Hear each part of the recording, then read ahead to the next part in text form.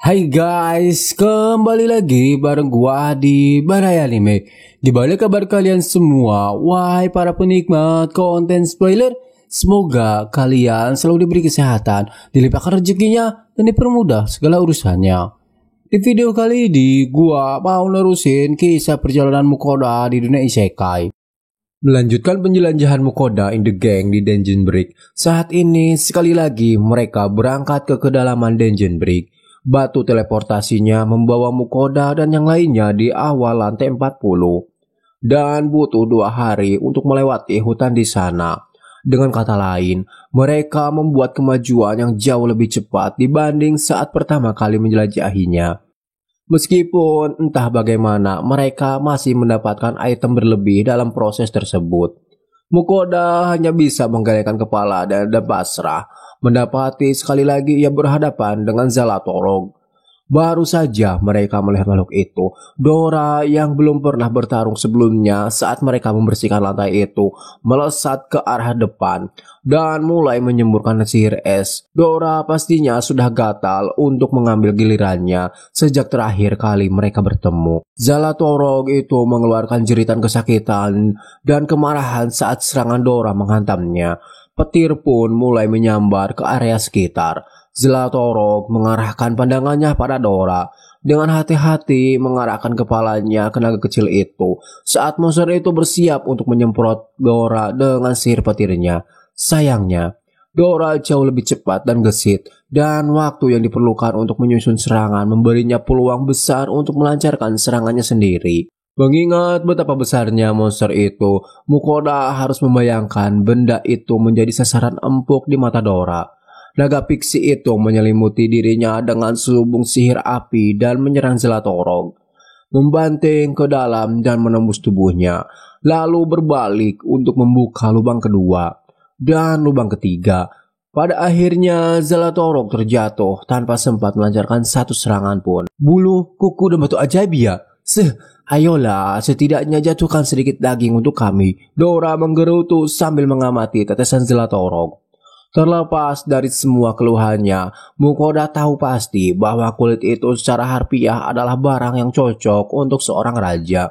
Mereka entah bagaimana berakhir dengan 3 di antara barang-barangnya pada saat itu. Tapi itu masih merupakan barang mewah di antara barang-barang mewah lainnya. Jadi Mukoda memastikan untuk mengambilnya bersama dengan barang-barang Zalatorog lainnya. "Master, ayo kita petik lagi buah-buahan ungu yang enak itu," kata Sui saat ia menghadap ke semak-semak di dekatnya. Setiap semak dipenuhi dengan buah ungu yang matang dan tampak berair. Keajaiban di dalam dungeon tidak pernah berhenti. Mereka baru saja memetik seluruh buah Violet Berry di lahan itu beberapa hari sebelumnya. Namun kali ini seluruh tanaman telah tumbuh kembali. Dan pada akhirnya mereka kembali memetik semua buah Violet Berry dengan formasi Vel berjaga di depan. Sedangkan Mukoda, Dora, dan Sui mereka semua memetik Violet Berry sebanyak yang mereka bisa. Itu adalah kedua kalinya Mukoda memanen buahnya. Mereka berhasil bekerja sedikit lebih cepat dan menyelesaikan sebelum Zalatorog lain muncul dan merusak semuanya. Setelah tugas itu selesai, tiba waktunya bagi Mukoda in the Gang untuk turun ke lantai 41. Mereka melanjutkan melalui goa, menuruni tangga, dan muncul di lantai berikutnya. Mereka dibuat terkejut karena di lantai 41 kebalikannya dari hutan yang subur, yaitu hamparan gurun tandus yang tak berujung terbentang di depan mereka. Sehari penuh kemudian, mereka masih melintasi gurun pasir di lantai 41. Mukoda menghabiskan hari pertama dengan terus melaju dan berhenti untuk tidur di malam hari. Lalu kembali melakukannya keesokan paginya. Tempat ini benar-benar kosong ya, bahkan tidak ada satupun monster. Dora mengeluh secara telepati. Dalam jangkauan yang bisa kamu rasakan, apakah itu berarti lantai ini begitu besar sehingga kamu tidak bisa merasakan semuanya, gumam Mukoda. Tapi ya memang gurun ini terasa lebih luas dibandingkan hutan di lantai sebelumnya. Mukoda kemudian membayangkan bagaimana nasib kelompok petualang biasa jika sampai di lantai itu.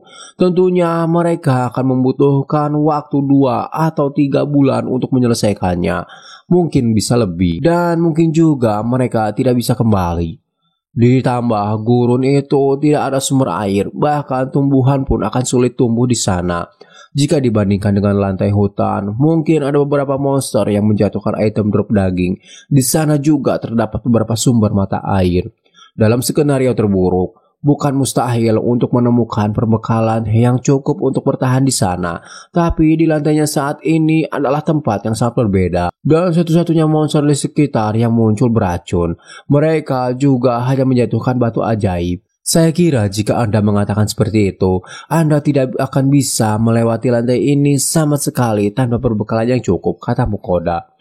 Dan mengingat berapa lama waktu yang dibutuhkan untuk melintasi lantai itu, ia hanya bisa membayangkan berapa banyak makanan yang diperlukan untuk itu. Jadi yang bisa dilakukannya hanya perlu berjalan semakin jauh saat persediaan makanan semakin rendah. Tanpa adanya tanda jalan menuju lantai berikutnya untuk dilihat, belum lagi betapa dinginnya cuaca di sini pada malam hari. Lantai itu terasa agak buruk.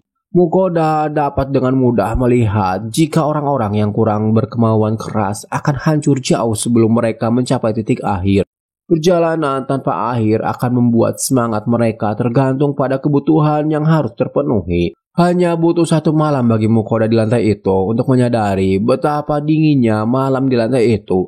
Cuacanya tidak terlalu buruk di siang hari, tapi ketika malam tiba, Mukoda tahu bahwa suhu akan masuk di bawah titik beku. Ia begitu terpengaruh oleh hawa dingin sehingga akhirnya menyiapkan mie rebus pada detik-detik terakhir untuk makan malam, guna membantu menghangatkan tubuh mereka. Lalu menyuruh semua orang berkumpul bersama saat mereka tidur untuk mencoba berbagi panas tubuh. Sementara itu, Mukoda hanya berterima kasih kepada bintang keberuntungan karena ia memiliki item box dan supermarket online yang dapat membantunya melewati tempat yang mengerikan itu. 6 hari kemudian, mereka akhirnya mencapai sebuah goa, pintu masuk ke lantai berikutnya. Biasanya akan ada bos lantai yang menunggu untuk menjauhkan mereka dari lorong. Tapi kali ini tidak ada tanda-tanda monster seperti itu. Namun Mukoda tidak terlalu terkejut saat itu. Seluruh lantai telah berstruktur untuk mengalahkan secara fisiologis tanpa menggunakan serangan monster. Jadi tidak memiliki bos sepertinya merupakan perpanjangan tema yang cukup masuk akal. Mukoda memikirkan kembali pengalamannya saat pertama memasuki lantai itu. Mereka bertemu dengan burung nasar beracun yang mempunyai cara paling luar biasa, yaitu hanya menyerang ketika mangsanya tidak menduganya. Dan peti harta karun yang Dora temukan di tengah perjalanan mengeluarkan awan gas beracun ketika Mukoda membukanya. Ia sudah menilainya sebelumnya dan dengan hati-hati membukanya dari jarak jauh. Jadi dirinya tidak berada dalam bahaya. Tapi melihat ke dalam setelah gasnya menyebar dan hanya menemukan satu koin emas masih merupakan kekecewaan yang nyata.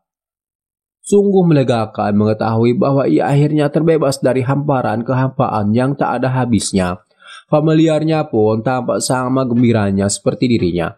Baiklah teman-teman, ayo kita lanjutkan. Selamat tinggal di lantai ini. Dan selamat tinggal, kata Mukoda dengan serius. Tuan, apakah menurut Anda akan ada banyak monster di lantai berikutnya? Sui berharap ada. Sui akan menghajar mereka semua, katanya. Jadi mereka tiba di lantai 42, di mana rahang Mukoda ternganga. Oh, ayolah. Rangnya sesaat mengamati guru lain, serupa dengan yang baru saja mereka lalui. Geram Vel sambil memamerkan giginya. Hahaha, satu lagi, hebat. Dora terkekeh sinis. Tidak ada apa-apa lagi deh, gerutu Sui, yang mungkin paling tidak senang di antara mereka semua. Kami akan melewati tempat ini secepat mungkin, gumam Vel terlihat sangat kesal. Vel jelas tidak akan bergeming kali ini, jadi Mukoda mengangkat bahu dan naik ke punggungnya. Dora, Sui, apakah kamu siap? Tanya Vel. Kamu tahu itu, jangan meremehkan seberapa cepat sayap ini bisa membawaku. Aku akan tetap baik-baik saja, kata Dora menimpali. Sui juga baik-baik saja, Sui aman di dalam tas master, ucap Sui. Tunggu sebentar, apa rencanamu, Vel? Tanya Mukoda yang kebingungan dengan apa yang akan dilakukan Vel.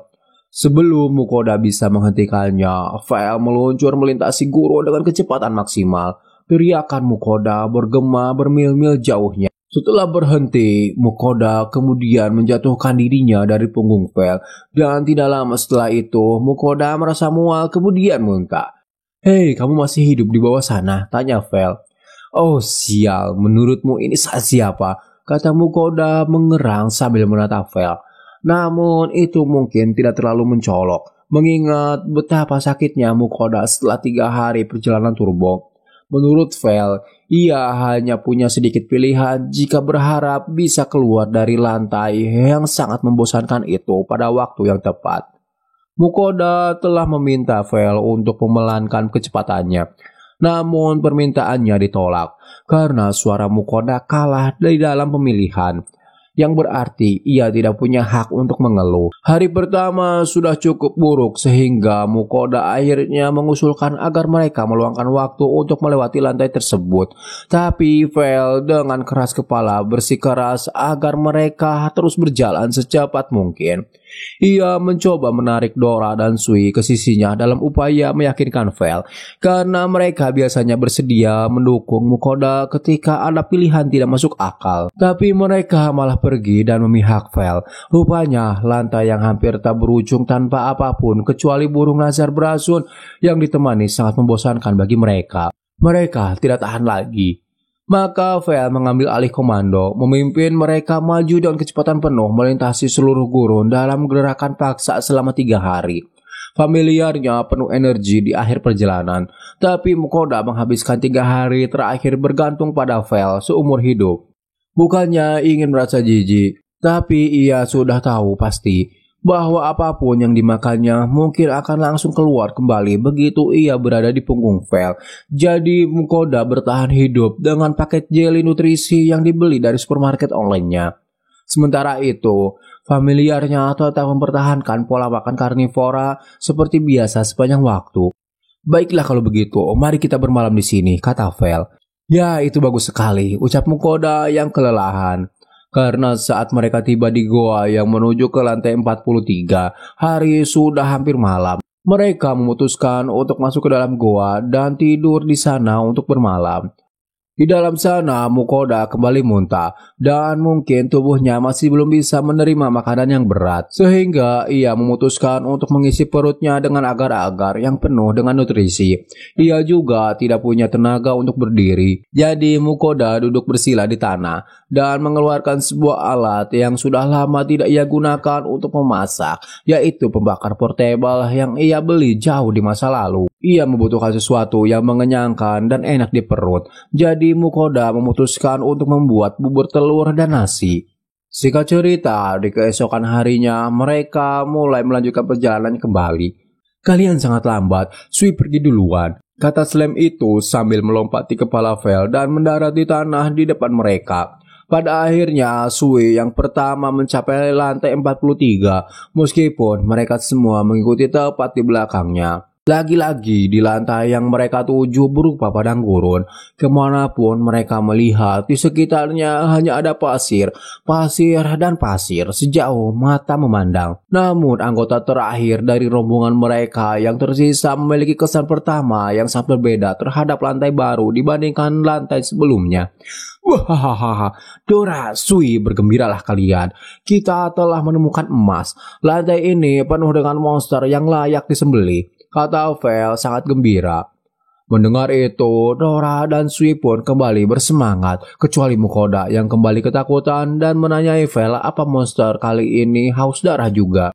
Sesaat Mukoda berbicara seperti itu, dari arah belakang, Vel merasakan kehadiran monster penghuni gurun. Mukoda berbalik dan ia melihat titik coklat kemerahan di kejauhan, bergerak perlahan ke arah mereka. Apapun itu, sepertinya monster itu tidak asing, gumam Mukoda. "Itu adalah segerombolan kalajengking pasir," kata Vel menjawab rasa penasaran Mukoda. Mereka kurang lebih hanyalah kalajengking coklat kemerahan biasa, kecuali pada bagian yang panjangnya 1 meter. Vel kemudian berteriak sambil melepaskan serangan khasnya, Rending Claws. Ledakan itu melesat ke depan, meluncur ke permukaan tanah dan menimbulkan gumpalan pasir di belakangnya hingga mendarat sekitar 30 meter di depan mereka. Ketika debu akhirnya hilang, Mukoda bisa melihat kalajengking yang sangat besar tergeletak di kawah yang ditinggalkan serangan Vel. Ia telah terbelah menjadi dua dan tentu saja sudah mati. Namun Mukoda masih dapat mengenalinya secara sekilas. Itu adalah kalajengking pasir raksasa.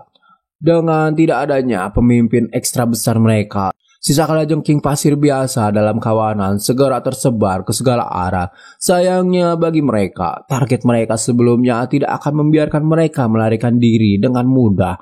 Vel mungkin mendapatkan yang besar, tapi kalian anak kecil adalah milikku, teriak Dora dan Sui.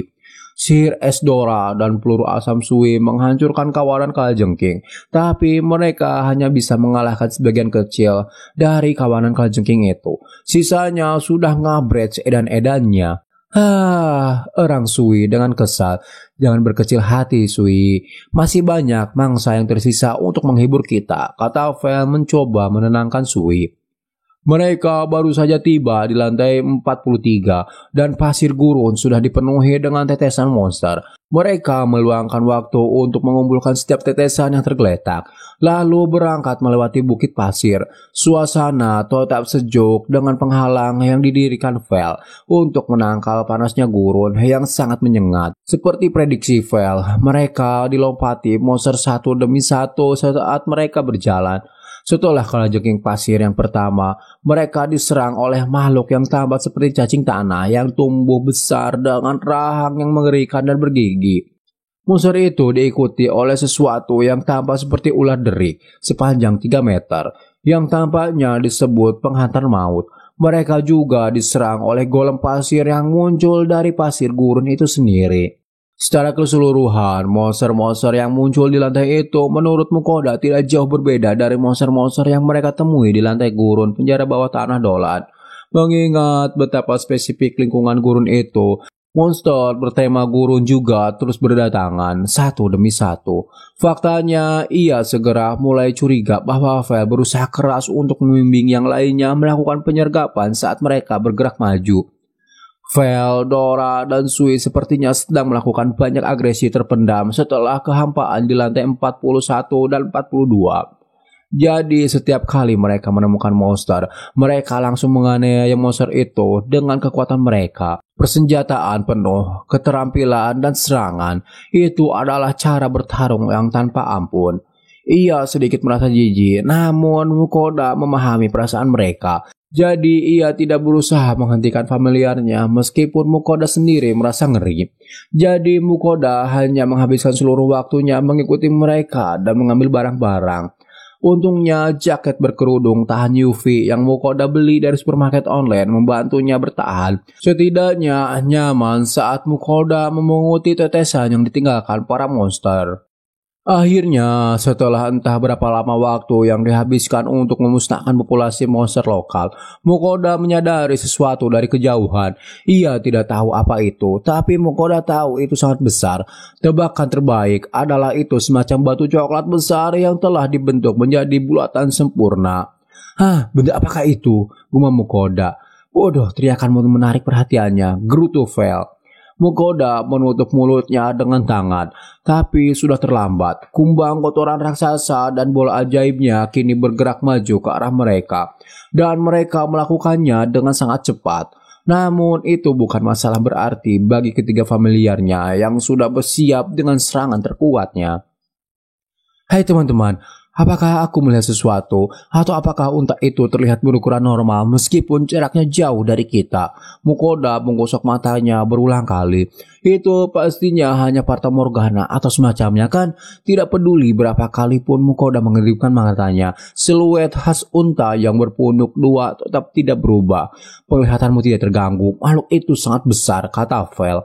Unta di hadapan mereka hampir sebesar naga purba. Tidak heran kalau Mukoda begitu mudah untuk melihatnya dari kejauhan. Sangat besar melebihi semua alasan yang ada. Seekor monster, Sui akan menghajarnya. Selain itu berteriak kegirangan saat memantul ke arah unta besar.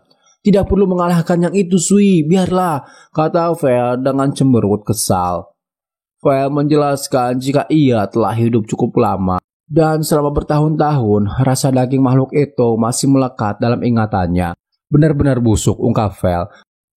Tapi ini adalah penjara bawah tanah. Tidak ada jaminan bahwa makanan yang Anda makan saat itu akan sama, bukan? Bahkan mungkin akan menjatuhkan daging yang sangat berbeda, kata Dora. Mendengar itu, Vel merasa jika Dora ada benarnya, barang-barang yang dijatuhkan makhluk penjara bawah tanah belum tentu setara dengan daging dan bahan yang didapatkan di alam liar.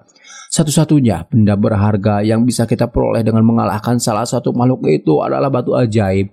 Namun, jika kamu ingin membunuhnya, aku tidak akan menghentikanmu, kata Vel kembali bergumam. Lalu Mukoda memutuskan untuk menilai unta itu hanya untuk berjaga-jaga. Tampaknya peningkatan level baru-baru ini telah meningkatkan kemampuan penilaiannya karena informasi yang diberikan oleh skill itu menjadi cukup detail. Nama monster itu unta gunung, monster berperingkat A, yang ukurannya sama seperti namanya, kira-kira berukuran sebesar gunung, salah satu dari 10 monster terbesar yang terikat di bumi ini. Meskipun umumnya jinak, perawakan yang besar dan sifatnya yang lalai menyebabkan mereka sering menginjak-injak makhluk kecil. Meskipun daging mereka secara teknis dapat dimakan, rasanya yang sangat menyengat membuatnya tidak enak. Dari penilaian itu, Mukoda merasa jika perkataan Vel ada benarnya soal rasa tidak enak daging unta. Daging monster itu hampir tidak bisa dimakan dan kulitnya kurang lebih tidak berharga. Sebagai monster peringkat A, ia hampir pasti akan menjatuhkan batu ajaib. Tapi lebih dari apapun, Mukoda mendapati matanya tertuju pada bagian tentang mereka yang jinak, tapi cenderung menghancurkan makhluk kecil sampai mati secara tidak sengaja. Dora dan Sui tidak memberikan banyak perlawanan setelah Mukoda membagikan hasil penilaiannya kepada mereka. Jadi mereka mengabaikan sepenuhnya. Sekali lagi, mereka terus berjalan maju. Mukoda berasumsi bahwa tangga menuju lantai berikutnya berada di dalam bangunan batu berbentuk kotak yang akhirnya mereka temui. Tapi mereka tidak bisa masuk untuk memeriksanya karena monster ular hitam legam yang sangat besar melingkari bangunan itu. Mukoda pun segera menilainya.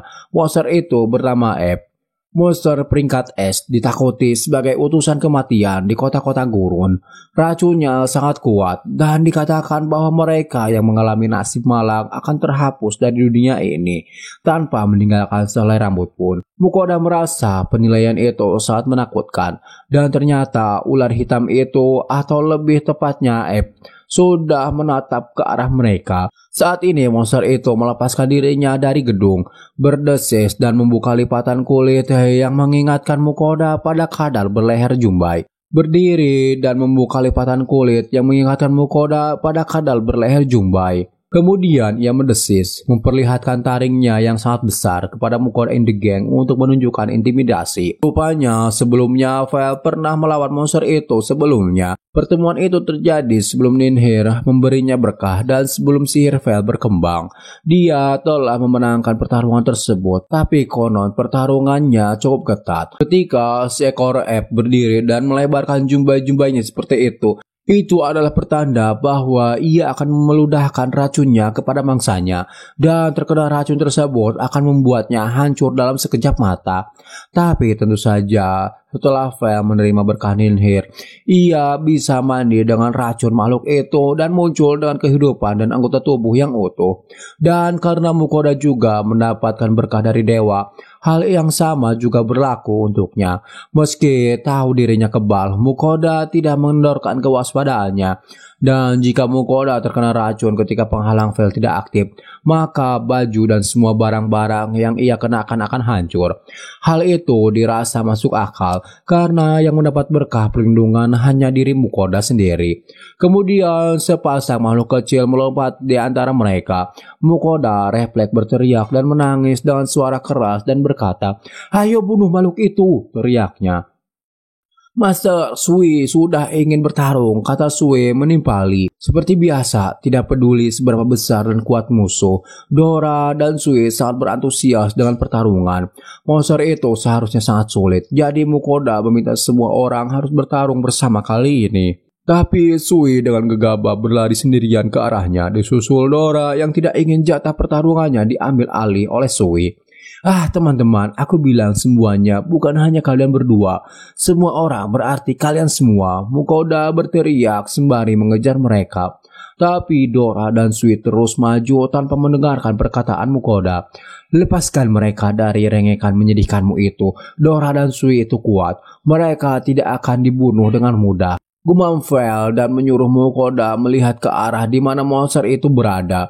Ketika Mukoda melihat secara sesama, ia menemukan bahwa monster ular itu telah binasa oleh salah satu bola api ekstra besar milik Dora dan salah satu peluru asam milik Sui. Kepalanya telah terlempar tanpa bekas.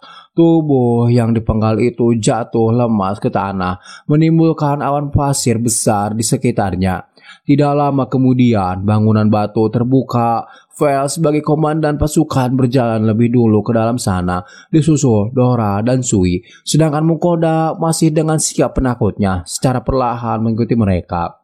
Sebagai catatan tambahan, monster ular hitam itu menjatuhkan batu ajaib, kulit, dan botol berisi semacam cairan mengelegak hitam yang jelas merupakan racun dan juga sangat menakutkan. Sebagian dari diri Mukoda ingin mempertanyakan mengapa botol itu sendiri tidak meleleh, tapi ini adalah penjara bawah tanah. Dan ia semakin memahami bahwa tidak ada yang masuk akal dalam hal itu. Bagaimanapun, Mukoda menyimpan botol itu di dalam kotak barangnya dan memutuskan untuk tidak pernah menjualnya kepada siapapun.